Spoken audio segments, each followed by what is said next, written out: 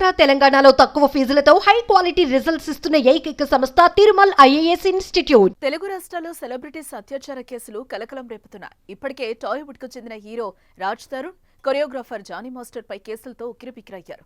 Johnny master ఇంకా జైల్లోనే ఉన్నారు. ఇటీవల యూట్యూబర్ హర్ష సాయిపై ఓ నటి ఫిర్యాదు చేసింది. ఇంతలోనే మరో YouTuber folk singer Mallik Tej పై అత్యాచార కేసు నమోదు కావడం ఇప్పుడు సంచలనంగా మారింది. మాయమాటలు చెప్పి లొంగ తీసుకుని అత్యాచారం చేసినట్లుగా ఓ యువతి జగిత్యాల పోలీసులను ఆశ్రయించి ఫిర్యాదు చేసింది. బ్లాక్మెయిల్ చేస్తూ పలుమార్లు అత్యాచారం చేశాడని, తరచూ ఫోన్ చేసి వేధిస్తున్నాడని ఫిర్యాదులో పేర్కొంది.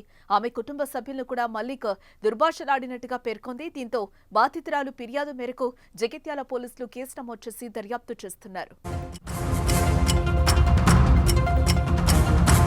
యూట్యూబ్ లో మల్లిక్ తేజ్ కూడా పాపులారిటీ పర్సనే. Folk songs writer Suddala Mallik Teja ఎన్నో సూపర్ హిట్ సాంగ్స్ కు రచనలు చేశాడు. ఆయన పాటలు కోట్లాది వ్యూస్ ని సంపాదించుకున్నాయి. తెలంగాణ ఫోక్ సింగర్ గా ఆయనకు చాలా మంది అభిమానులు కూడా ఉన్నారు. బాధిత యువతికి మల్లిక్ తేజ్ సింగర్ గా అవకాశం ఇచ్చాడు. వీరి కాంబినేషన్ లో అనేక ఫోక్ సాంగ్స్ సూపర్ హిట్ సాధించాయి. దుబాయ్ వంటి ఇతర దేశాల్లోనూ ఈవెంట్స్ నిర్వహించారు. అయితే ఆమెనే తాజాగా అతడిపై యువతి ఫిర్యాదు చేయడం చర్చనీయాంశమవుతోంది.